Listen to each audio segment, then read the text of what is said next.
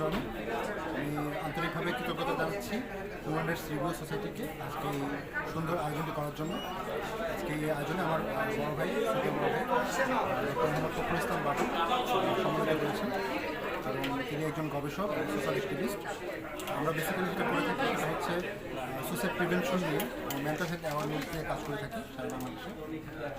আমাদের এই অর্গানাইজেশন টক হোক, হয়তো ফেসবুকে, সোশ্যাল মিডিয়াতে এবং বিভিন্ন মিডিয়াতে দেখেছি।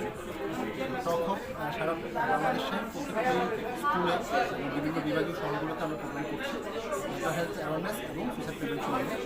বাংলাদেশের একমাত্র 24/7 ফ্রি কল সেন্টার আমরা রান করছি। পাশাপাশি হচ্ছে আমরা সামনে আরও কিছু বড় বড় উদ্যোগ নিচ্ছি।